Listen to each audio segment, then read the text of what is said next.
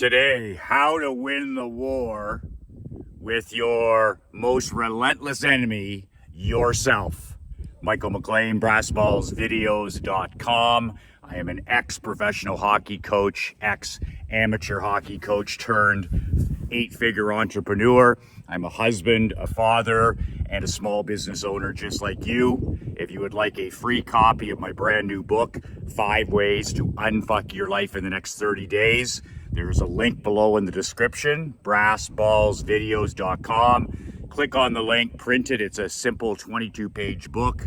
If you're like me and from time to time throughout your life you've needed to get your shit together, this is a book that'll help you do exactly that. My free gift to you, brassballsvideos.com. Today I want to talk about the greatest enemy we all face, and that enemy is ourselves. I remember in a mastermind session last year with my champions, the great Bill Goss saying, Michael, my life transformed for the better when I realized who the enemy was, and the enemy was myself. And truer words have never been voiced. We look in the mirror. I always tell my guys, man in the glass, man in the glass. When you're looking for somebody to blame or to make an excuse or to whine or complain, man in the glass, man in the mirror. And there's something incredibly liberating about getting to that point of maturity in a man's life where after years of blaming somebody else or years and decades of waiting for somebody to save us or waiting for somebody to arrive on the scene and appoint us or to anoint us or to give us permission to be successful, we get to that age of 40, 50, 60, or 70 in some cases where a man just says, there is nobody coming to save me. If I'm going to live the life that I want to live on my own terms, then it's going to be up to me. And the biggest part of this is recognizing the fact that we are our greatest enemy. We do the most damage, not somebody else, not our past, not our future, not other people, but it's really, really important that the sooner a man can take personal responsibility for every single result in his life, every win, every loss, every situation, and understand that because you're taking full responsibility for everything in your life, every result, 100% personal responsibility, you also now you've got like a superhuman power where now you can also, you're the person in charge who's got 100% of the power to correct or fix the situation. You can't have power without responsibility. So when you take responsibility for every win and loss in your life, when you take responsibility for every result in your life, then you also gain that power of being 100% self-reliant, 100% self-responsible, and there's a freeing power in knowing that, hey, I'm the one who created this mess. I'm the only person who can fix this. And listening to Sir Bill say that a year ago, I was like, man, that's the secret to setting up your life as a king, is treating yourself almost, I call it treating myself like a 5-year-old. I have a saying, environment is for champions and willpower is for pretenders. Environment is for champions, willpower is for pretenders. So if a person says to me, Michael, I want to stop drinking alcohol, and then all I have to do is walk in their home and check the liquor cabinet, the beer fridge, the refrigerator, the wine rack, and the environment will tell me whether he's a king or if he is a pretender, whether he's a champion or whether he's a pretender. Same thing, a person says, well, Michael, I want to eat clean. I want to lose 25 pounds. I call it cupboard discipline. So I walk in, I check out all the cupboards in the kitchen, the chips, the pretzels, where they keep the baked goods, the cookies, whatever it is. And that will tell me immediately whether this person is a contender or a pretender. Because nothing's more powerful than environment.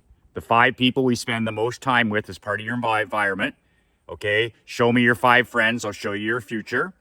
And then the other part of environment is where you live. Okay, do you have to start your car to go get a bag of chips? Would you have to drive into the city to get a bottle of scotch? Would you, all this seamless living is created by a positive environment. But what does your environment say about your level of seriousness, of transforming your life in this area? So willpower is for pretenders, environment is for champions.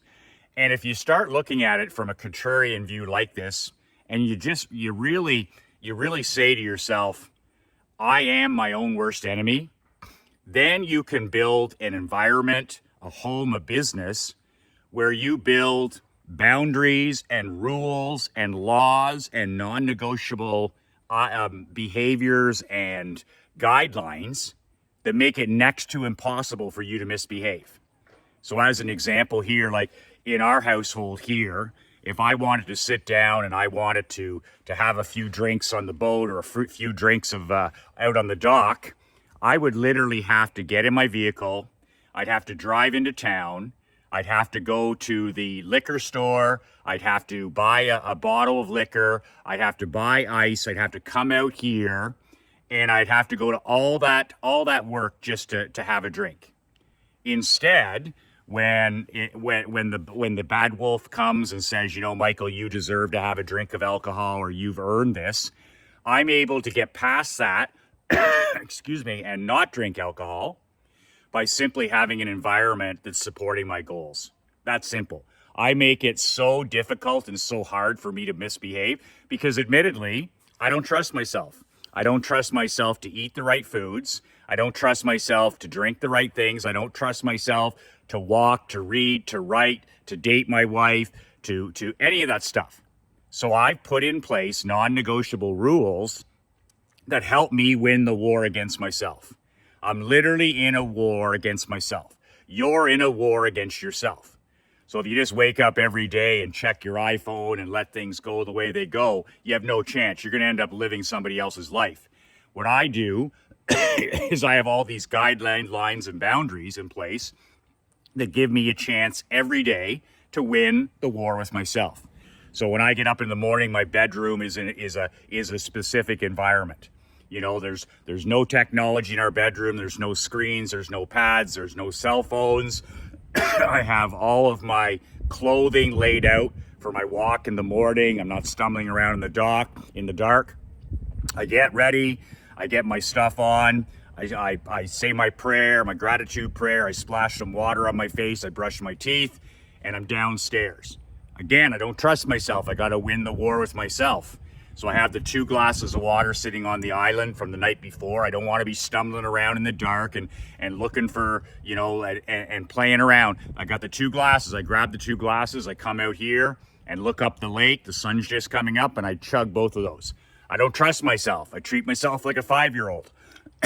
So I got all that stuff done. I literally tripped over success. I tripped over success in my bedroom, in the bathroom, and now in the kitchen. And then at the door, my rucking vest, my 25-pound rucking vest is waiting, my shoes, my socks, my hat, everything's ready. There's no thinking. And I grab that stuff and I open up the door and I'm gone. And then my first goal is to walk 10 minutes. So I don't trust myself. I'm setting it up so that I can win the war with myself. And then I walk 10 minutes. Then I walk another 10 minutes. Then I walk another 10 minutes. And I walk for about 75 minutes with our dog Clifford. As soon as I get home, drink another glass of water, kiss my wife, kiss my daughter, and then I either drive my daughter to school or I head in and get a cup of coffee. When I get back with my coffee, I have all my printouts, my books, my newsletters. I go sit on the end of the dock or on the boat and Operation Sharpening the Axe. Every day, reading print newsletters, anything to do, books, magazines, anything that'll make me smarter.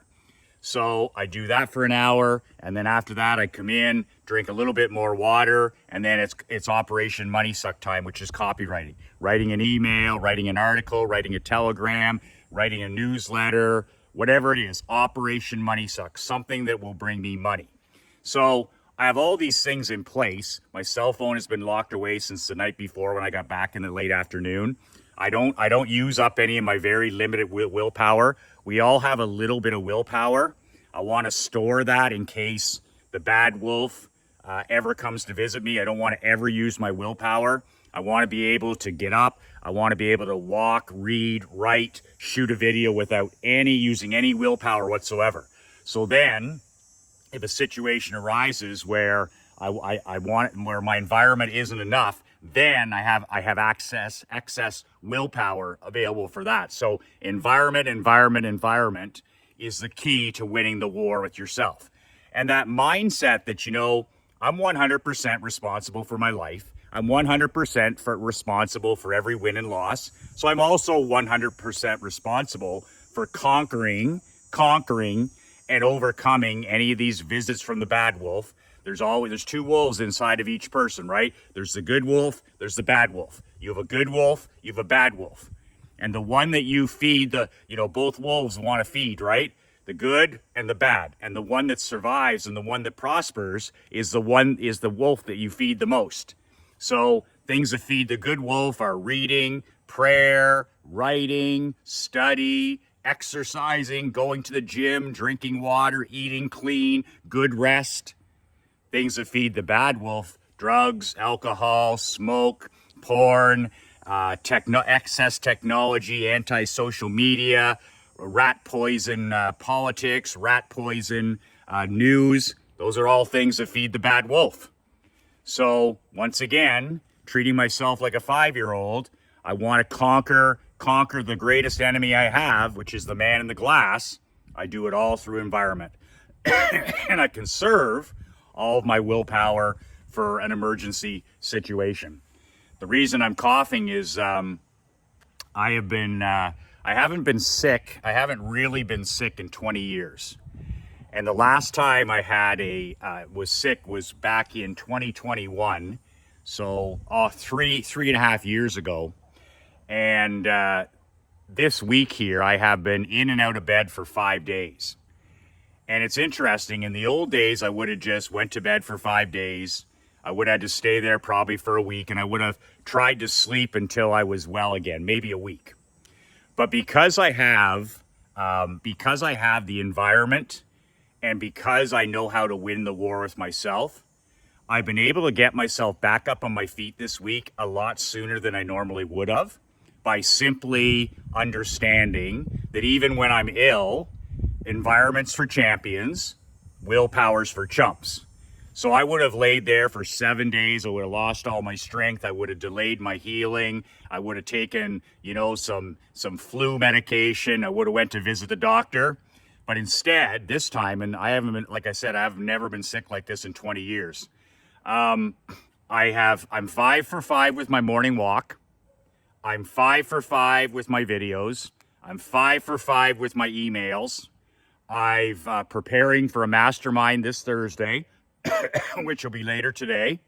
I've had a fever of 102 for 3 of these 5 days, and I'll be good to go on the mastermind because of the fact that I've got lots of rest. I've been drinking tons of water. I've been getting some sunshine out here. I've been getting some fresh air. I've been getting my steps in.